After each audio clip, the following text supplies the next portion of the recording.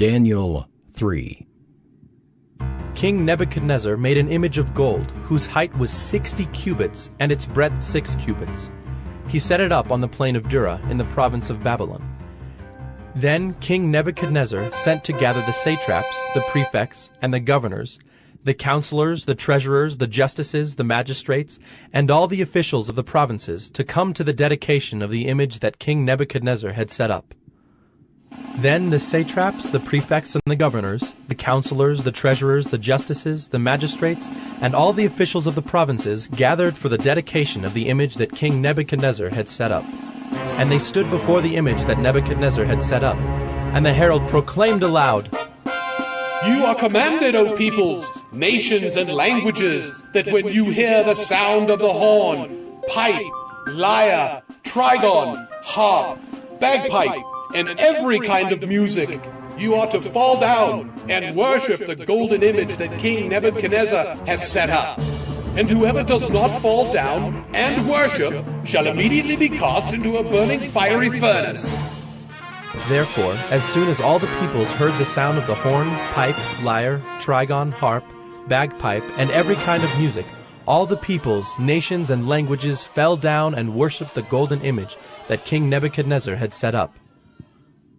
Therefore, at that time certain Chaldeans came forward and maliciously accused the Jews. They declared to King Nebuchadnezzar, "O King, live forever. You, O King, have made a decree that every man who hears the sound of the horn, pipe, lyre, trigon, harp, bagpipe, and every kind of music shall fall down and worship the golden image. And whoever does not fall down and worship shall be cast into a burning fiery furnace. There are certain Jews whom you have appointed over the affairs of the province of Babylon, Shadrach, Meshach, and Abednego. These men, O king, pay no attention to you.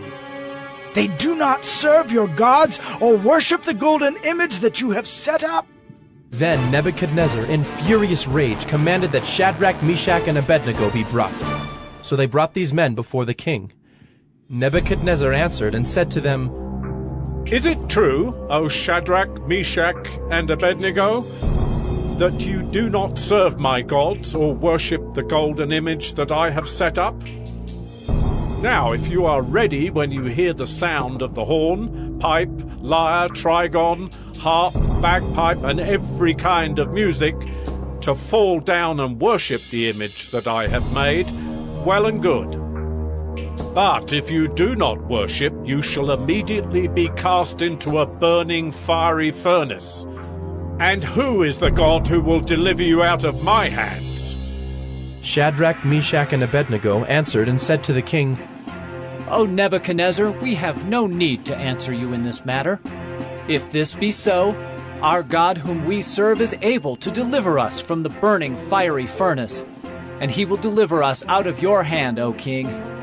But if not, be it known to you, O king, that we will not serve your gods or worship the golden image that you have set up."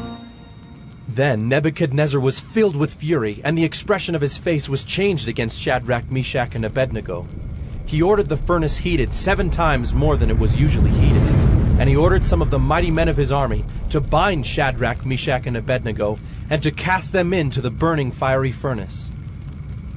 Then these men were bound in their cloaks, their tunics, their hats, and their other garments, and they were thrown into the burning fiery furnace.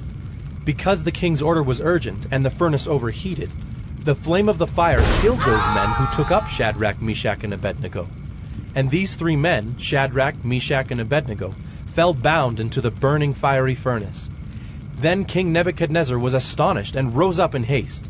He declared to his counselors, "Did we not cast 3 men bound into the fire?" They answered and said to the king, "True, O king." He answered and said, "But I see 4 men, unbound, walking in the midst of the fire, and they are not hurt. And the appearance of the 4th is like a son of the gods." Then Nebuchadnezzar came near to the door of the burning fiery furnace.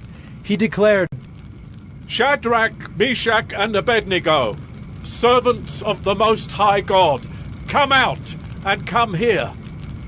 Then Shadrach, Meshach, and Abednego came out from the fire. And the satraps, the prefects, the governors, and the king's counselors gathered together and saw that the fire had not had any power over the bodies of those men. The hair of their heads was not singed, their cloaks were not harmed, and no smell of fire had come upon them.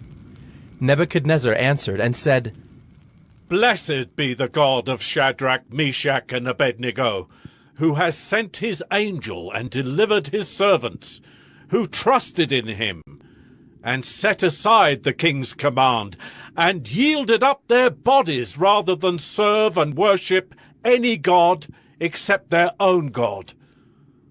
Therefore I make a decree. Any people, nation, or language that speaks anything against the God of Shadrach, Meshach, and Abednego shall be torn limb from limb, and their houses laid in ruins. For there is no other God who is able to rescue in this way. Then the king promoted Shadrach, Meshach, and Abednego in the province of Babylon. Daniel 4. King Nebuchadnezzar, to all peoples, nations, and languages that dwell in all the earth, peace be multiplied to you. It has seemed good to me to show the signs and wonders that the Most High God has done for me. How great are his signs! How mighty his wonders! His kingdom is an everlasting kingdom, and his dominion endures from generation to generation.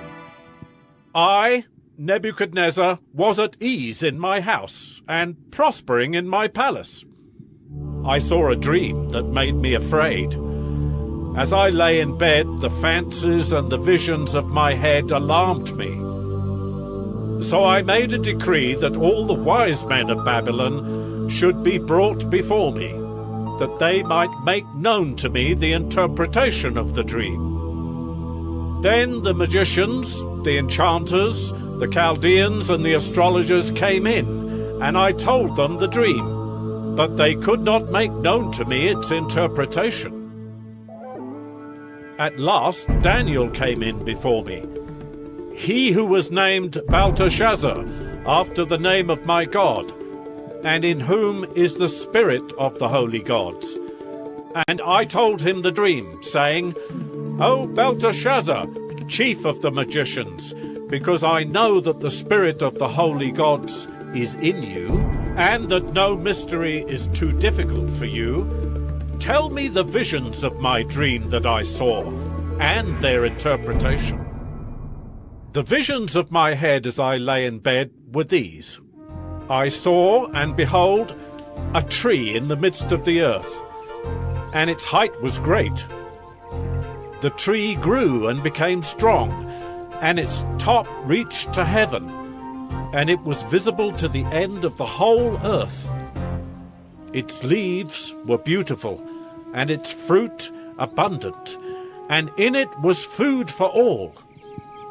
The beasts of the field found shade under it, and the birds of the heavens lived in its branches, and all flesh was fed from it. I saw in the visions of my head as I lay in bed, and behold, a watcher, a holy one, came down from heaven. He proclaimed aloud and said thus, Chop down the tree and lop off its branches. Strip off its leaves and scatter its fruit. Let the beasts flee from under it, and the birds from its branches. But leave the stump of its roots in the earth, bound with a band of iron and bronze, amid the tender grass of the field. Let him be wet with the dew of heaven. Let his portion be with the beasts in the grass of the earth. Let his mind be changed from a man's, and let a beast's mind be given to him. And let 7 periods of time pass over him. The sentence is by the decree of the watchers, The decision by the word of the holy ones, to the end that the living may know that the Most High rules the kingdom of men and gives it to whom he will, and sets over it the lowliest of men. This dream I, King Nebuchadnezzar, saw. And you, O Belteshazzar, tell me the interpretation, because all the wise men of my kingdom are not able to make known to me the interpretation. But you are able, for the spirit of the holy gods is in you. Then Daniel, whose name was Belteshazzar, was dismayed for a while, and his thoughts alarmed him. The king answered and said, Belteshazzar, let not the dream or the interpretation alarm you. Belteshazzar answered and said, My lord, may the dream be for those who hate you, and its interpretation for your enemies. The tree you saw, which grew and became strong, so that its top reached to heaven, and it was visible to the end of the whole earth, whose leaves were beautiful and its fruit abundant, and in which was food for all, under which beasts of the field found shade, and in whose branches the birds of the heavens lived. It is you, O king, who have grown and become strong. Your greatness has grown and reaches to heaven, and your dominion to the ends of the earth. And because the king saw a watcher, a holy one, coming down from heaven, and saying, Chop down the tree and destroy it, but leave the stump of its roots in the earth, bound with a band of iron and bronze, in the tender grass of the field, and let him be wet with the dew of heaven, and let his portion be with the beasts of the field, till 7 periods of time pass over him. This is the interpretation, O king. It is a decree of the Most High, which is come upon my lord the king, that you shall be driven from among men, and your dwelling shall be with the beasts of the field. You shall be made to eat grass like an ox, and you shall be wet with the dew of heaven, and 7 periods of time shall pass over you, till you know that the Most High rules the kingdom of men and gives it to whom he will. And, as it was commanded to leave the stump of the roots of the tree, your kingdom shall be confirmed for you from the time that you know that heaven rules. Therefore, O king, let my counsel be acceptable to you. Break off your sins by practicing righteousness, and your iniquities by showing mercy to the oppressed, that there may perhaps be a lengthening of your prosperity. All this came upon King Nebuchadnezzar.